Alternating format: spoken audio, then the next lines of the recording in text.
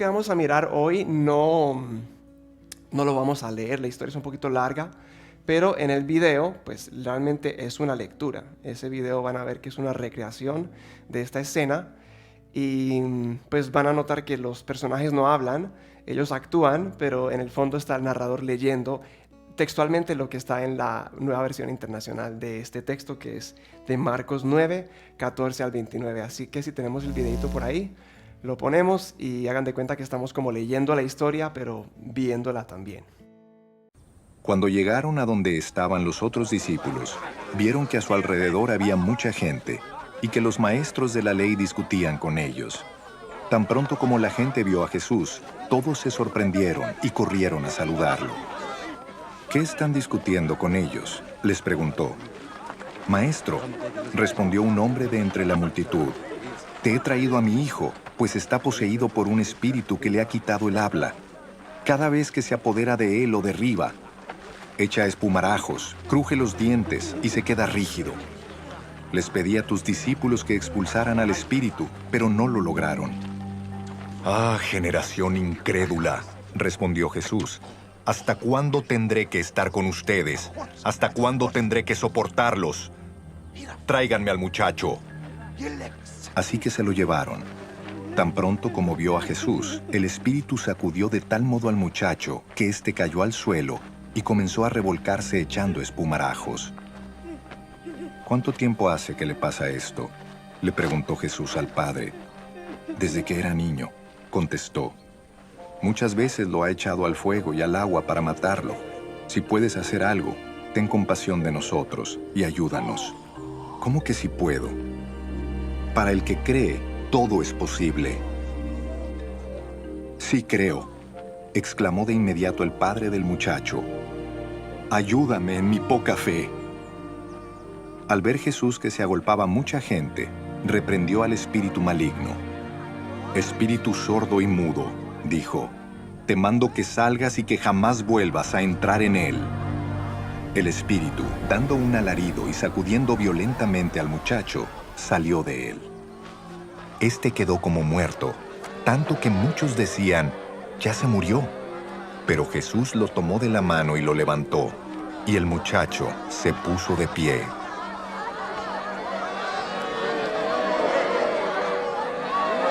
Cuando Jesús entró en casa, sus discípulos le preguntaron en privado, ¿por qué nosotros no pudimos expulsarlo? Esta clase de demonio solo puede ser expulsada a fuerza de oración, respondió Jesús. Vamos a orar y dedicar este tiempo al Señor. Padre Celestial, muchas gracias por todos los encuentros con Jesús que están relatados en tu palabra, porque fueron de bendición y transformación para la vida de estas personas. Y en tu increíble plan también son de bendición y de transformación para nosotros mismos hoy en día. Pedimos que esta noche tú hables a nuestro corazón. Permite que tengamos un corazón blando, abierto, presto para escuchar y aprender lo que tú quieres que aprendamos de un encuentro más con Jesús. En el nombre de Jesús. Amén. Un padre y su hijo se encuentran con Jesús. Ahí está. Bueno, quisiera que miremos en este texto, lo pueden mirar en sus Biblias, está en Marcos 9, 14 al 29. También aparece en los evangelios según Mateo y Lucas. Pero digamos que esta versión de Marcos es la más extensa, es la más detallada, ¿cierto? La más completa quizás, aunque pues siempre uno como que va tomando otros detalles de la perspectiva de los otros evangelios también, ¿verdad?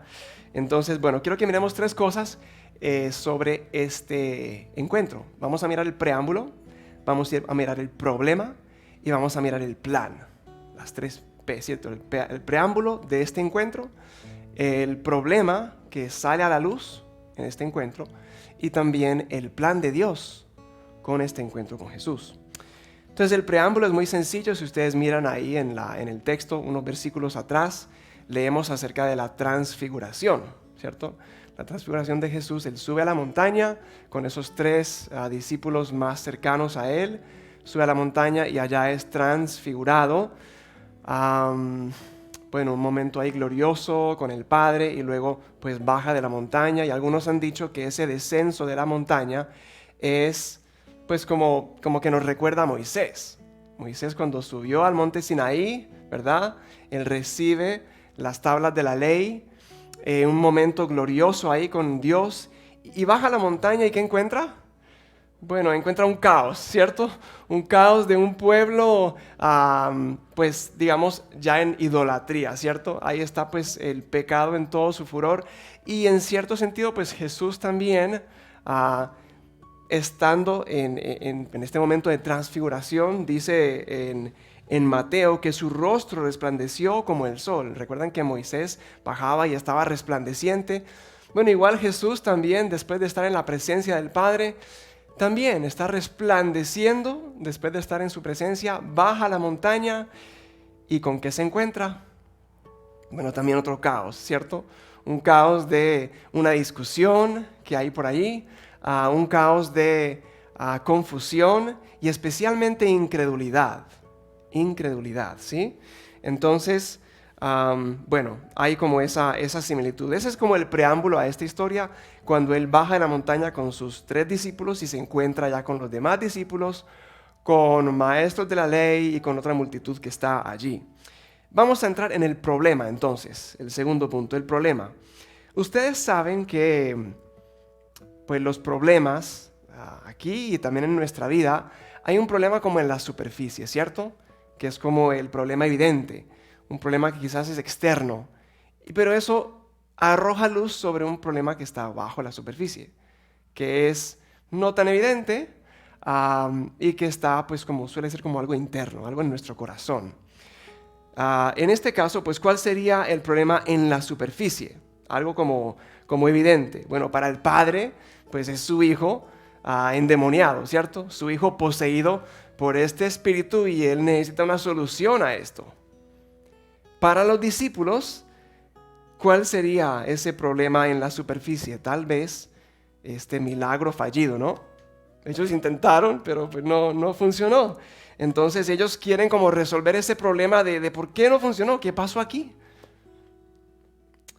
Pero bueno, luego Jesús, mirando el versículo 19, él habla ya ahí como el problema que está bajo esa superficie, ¿cierto? Generación incrédula, dice en el versículo 19. Apunta a algo que está ocurriendo en el corazón de las personas, ¿cierto? El único problema no es el muchacho endemoniado o un milagro que no salió, que no funcionó ahí. Es algo más allá de eso. Es un tema de fe, ¿cierto? Una falta de fe. Y él me llama la atención que dice generación incrédula, como que ahí hay un grupo muy variado. Dijimos que hay maestros de la ley, hay una multitud, están sus discípulos, está este papá y su hijo. Pero cuando dice generación incrédula, pues me suena a mí como que ninguno de ustedes escapan de este problema. Esto aplica a todos ustedes. Todos padecen de este problema de incredulidad. Entonces pensemos en algunos de estos personajes que están allí en esa multitud a la luz de esta fe, ¿cierto? O falta de fe. El padre. Podemos decir que es el padre preocupado, ¿cierto? Un padre preocupado.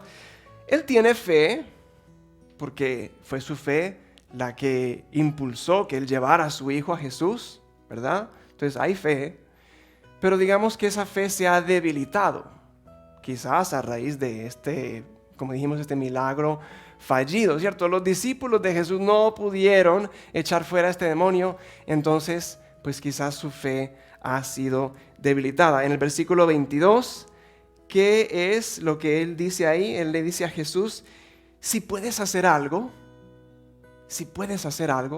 y eso me parece interesante que contrasta con al inicio del libro de Marcos. En Marcos 1:40 nos habla de un leproso, y el leproso se refiere a Jesús diciendo: si quieres, puedes limpiarme. Si quieres, puedes limpiarme. Contrasta con si puedes hacer algo, ¿verdad? Entonces, bueno, vemos como que hay fe porque él llevó a su hijo hasta donde Jesús, pero ha sido quizás debilitada por el fracaso, en este caso, de ese intento fallido del milagro, ¿no? Luego tenemos a los discípulos. los discípulos, llamémoslo los discípulos desconcertados. Discípulos desconcertados.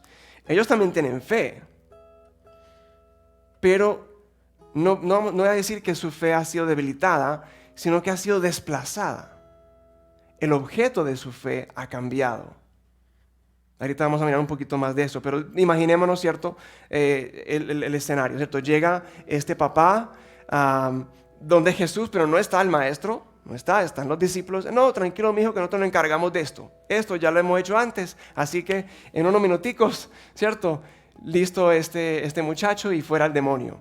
Tal vez es como un ejemplo de esa fe que puede haber sido desplazada. Y pensemos también en los maestros de la ley. Los maestros de la ley pues sería como la fe ausente. Ellos no tienen ninguna fe. Tienen mucho conocimiento, pero no tienen fe, ¿cierto? Tienen mucho conocimiento, pero no tienen fe. Esta será la fe ausente. Dicho sea de paso, pues que el conocimiento no puede producir fe. Ellos tienen mucho conocimiento de la ley, de la palabra, pero les falta fe, ¿cierto? No tienen fe. Digamos que teniendo fe, pues el conocimiento puede fortalecer nuestra fe, pero no puede producir fe de la nada, ¿cierto? Eso lo hace solamente el Señor. El Espíritu produce la fe en nosotros. Entonces, curiosamente, mirando esos personajes, el papá de este muchacho, a los discípulos y los maestros de la ley, yo no sé, pero a mí me parece que quizás el que más fe tiene es el papá. Solamente, pues es mi impresión, solo lo digo porque cuando Jesús hace la pregunta inicial, él baja de la montaña y dice, ¿de qué están discutiendo? ¿De qué están hablando? ¿Cuál es el asunto aquí? Y los discípulos callan. Los maestros de la ley tampoco dicen nada. El único que levanta su voz entre la multitud es el papá. Y en alguna forma, como mostrando como que hay una chispa ahí como de esperanza o de fe todavía de que quizás aquí sí hay una respuesta a este problema. Entonces, pues, sorprendentemente el papá, que no tiene ni el conocimiento de los maestros de la ley, ni la experiencia de los discípulos que han caminado con Jesús, y sin embargo posiblemente tenga más fe que ellos.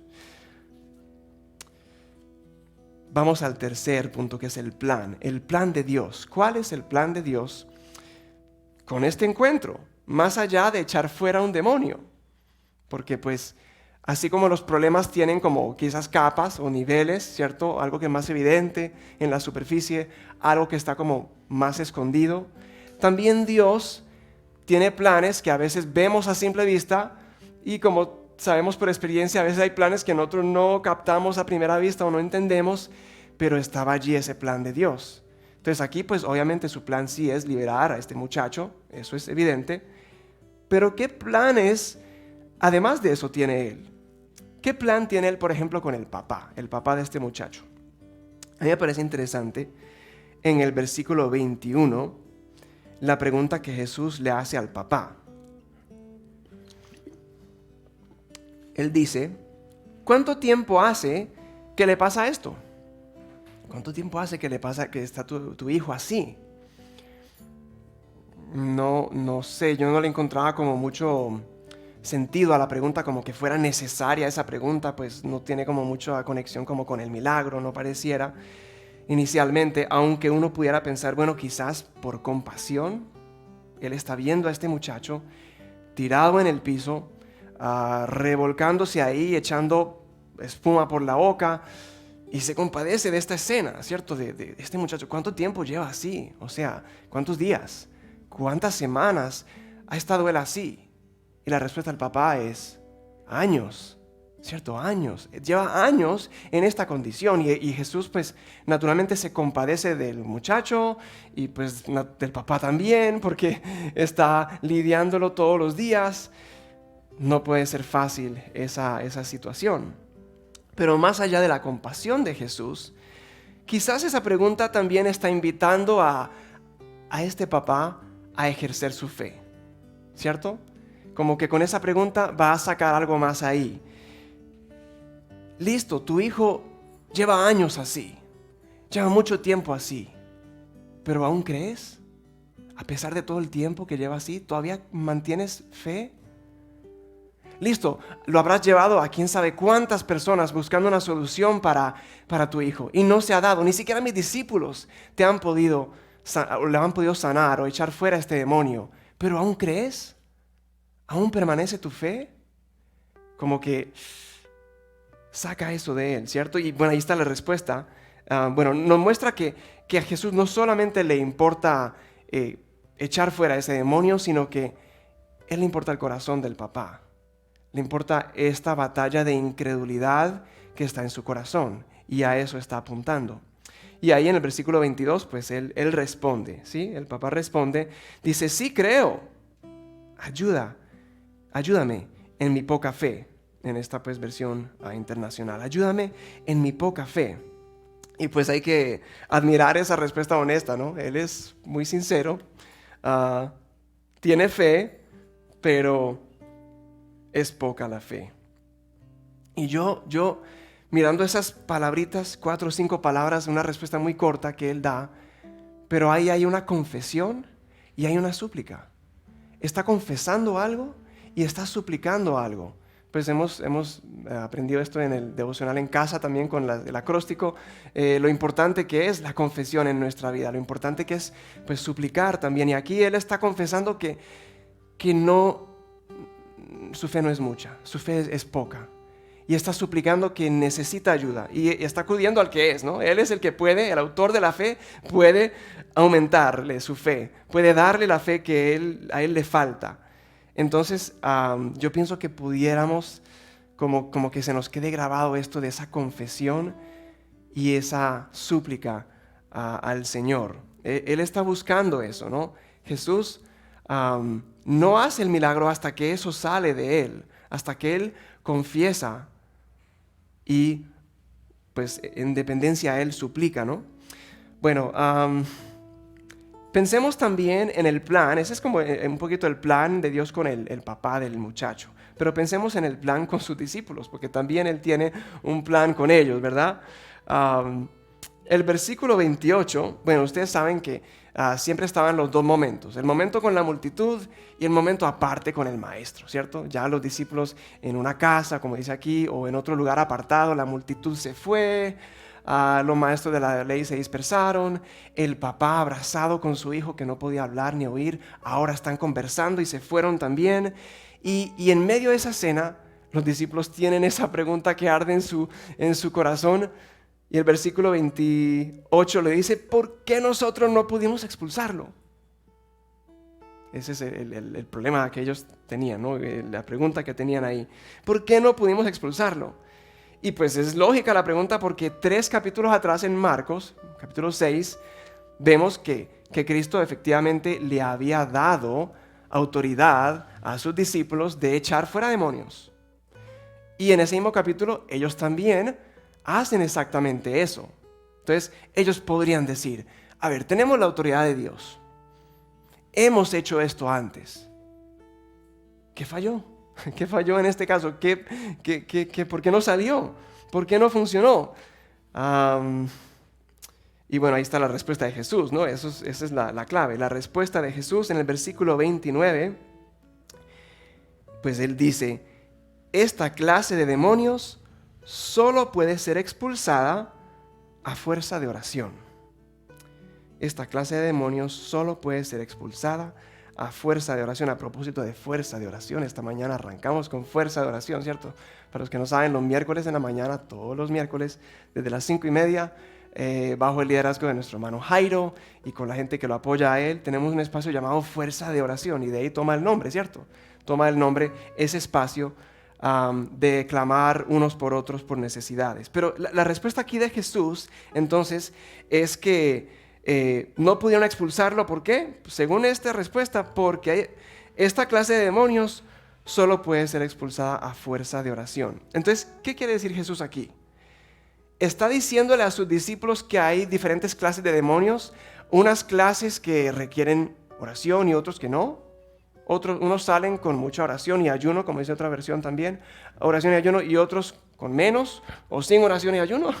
¿O qué está diciendo ahí Jesús? O si usted ora esta cantidad de horas, va a poder expulsar esta clase de demonios, pero no porque te faltan unas horas más, o qué. ¿Qué está diciendo Jesús ahí? No creo que va por ese lado, ¿cierto? Hay que complementarlo con el resto de la respuesta, que no nos los dice Marcos, pero sí Mateo.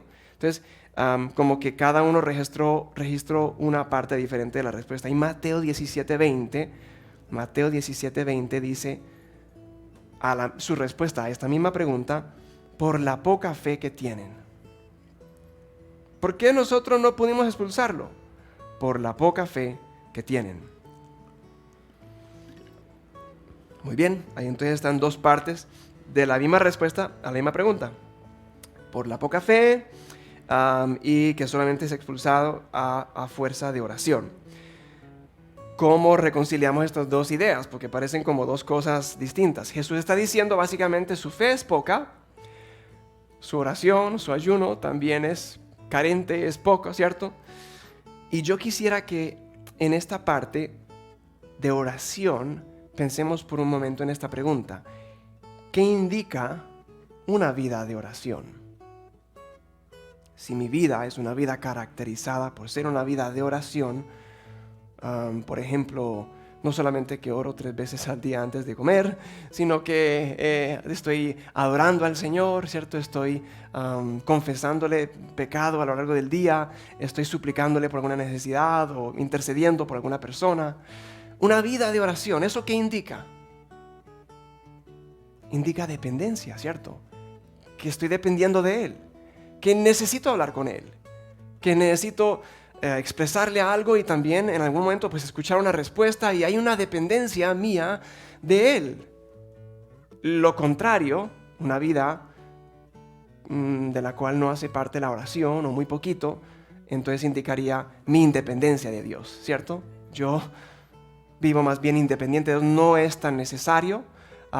Y ahí podemos pensar un poquito en esto que estaban viviendo los discípulos, esa fe que había sido desplazada quizás, que su objeto ya no era Jesús, ya no era el Señor, sino que ya hemos hecho esto antes, sabemos cómo es, tenemos la autoridad, tenemos la experiencia, entonces y listo, ¿cierto? Como una especie de fórmula o método, que somos como tan buenos para eso, ¿no? Yo creo que es muy fácil como buscar una fórmula o un método. Esto me funcionó, somos prácticos, somos pragmáticos, lo que funciona, con eso vamos.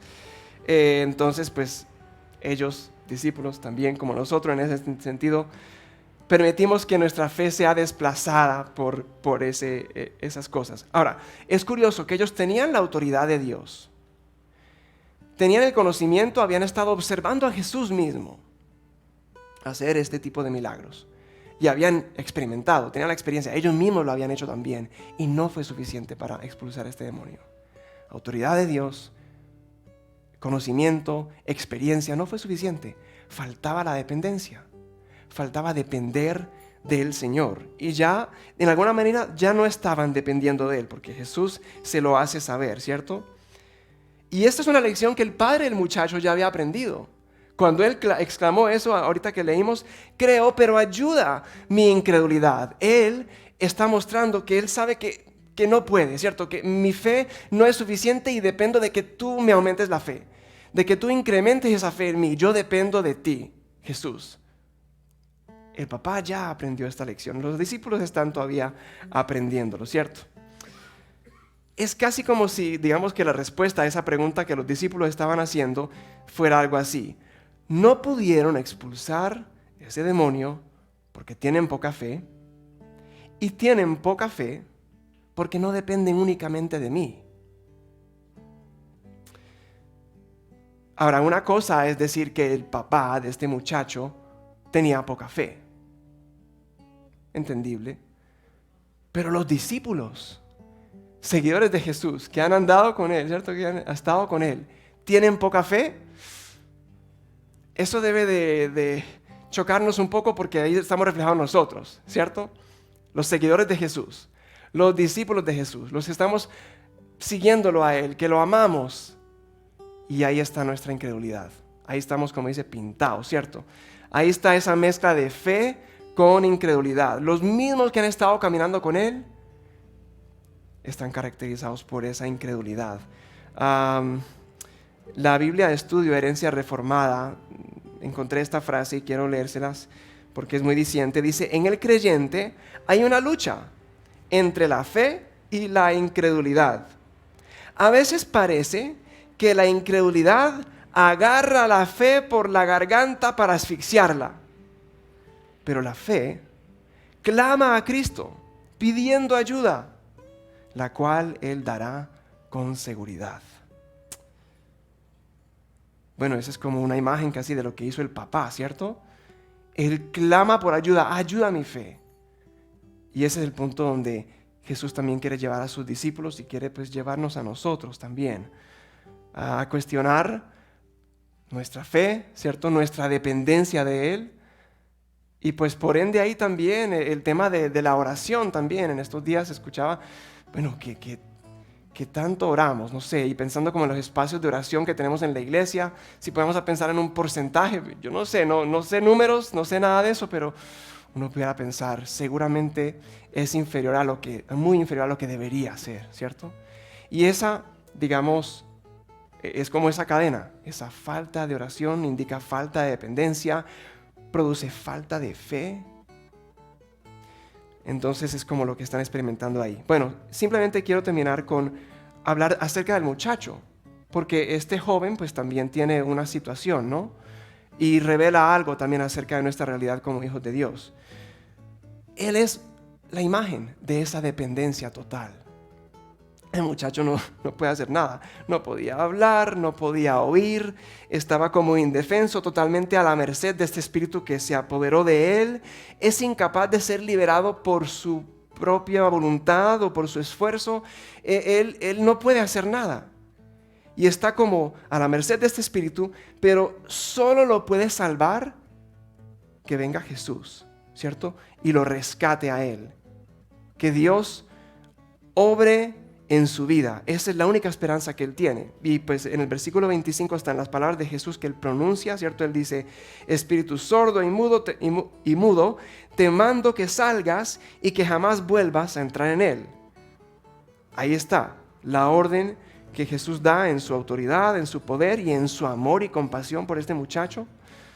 Y luego dice pues el relato que él cayó, el muchacho cae como muerto. Así dice, ¿cierto? Como muerto. Y el versículo 26, muchos decían: ya se murió. También la incredulidad en la multitud, ¿cierto? Digamos, todos estamos en esa incredulidad. Entonces, todos ya dijeron, ya lo pronunciaron muerto, ya se murió. Versículo 27, pero, y ese es el pero del evangelio, ¿cierto? Pero Jesús lo tomó de la mano y lo levantó, y el muchacho se puso de pie. Y el plan de Dios con este muchacho pues nos recuerda al plan de salvación de Jesús con nosotros, ¿cierto? Éramos sordos, como ese muchacho que no podía oír, sordos a la palabra de Dios. Estábamos sin esperanza, muertos como ese muchacho tirado ahí, muerto en nuestros delitos y pecados, y totalmente dependientes de que viniera Jesús, tomara nuestra mano y nos levantara de esa condición. Y en Lucas dice que Jesús entrega al muchacho a su papá, y eso es lo que hace también Jesús con nosotros cuando hemos sido redimidos, regenerados, y nos entrega a nuestro papá, al Señor, hijos de Dios, y ahí estamos en su abrazo, bajo su cuidado y protección. Y esa es como la imagen de lo que el Señor hace con nosotros. Quisiera que terminemos básicamente orando. Me queda como en la mente esta imagen de ese papá, ¿no? Ese papá que confía, en pocas palabras. A veces no tenemos que hacer oraciones largas, ¿no? A veces queremos, pero en 5 o 6 palabras confiesa y suplica al Señor exactamente lo que Él necesita. Así que vamos a terminar orando. Y en esta oración quiero guiarles como en esa dirección, en confesar y en suplicar. Padre amado, en esta noche te damos las gracias por permitirnos leer y entender un poquito más sobre este encuentro. Y confesamos como el Padre en esta historia, confesamos que nuestra fe ha sido debilitada, a veces por los obstáculos en nuestra vida, a veces por fracasos como en este caso el fracaso de estos discípulos que no pudieron echar fuera al demonio. Y eso debilita muchas veces nuestra fe, y lo confesamos. También confesamos que, como los discípulos, nuestra fe a veces ha sido desplazada. Hemos dependido de nuestro conocimiento, de nuestra experiencia, de nuestros métodos, de nuestras estrategias, de nuestros talentos. Perdónanos, Señor. Perdónanos, Señor, por eso. Confesamos eso. Y también queremos suplicarte, te suplicamos que nos ayudes a ejercer nuestros dones. A cada uno nos has dado diferentes dones, pero no independientemente de ti. Los dones que tú nos das son para ejercerlos por medio de la fe en ti, por medio de la dependencia total y completa en nuestro Señor. Y te suplicamos también que podamos poner nuestra fe en acción. Y en el caso de este papá, poner su fe en acción fue llevar su hijo a Cristo. Esa fue su fe en acción, llevar su hijo a Cristo. Y nosotros tenemos la oportunidad también, Señor, de llevar a quienes nos rodean a Cristo. Aumenta nuestra fe para hacer eso, Señor. Lo pedimos en el nombre de Jesús.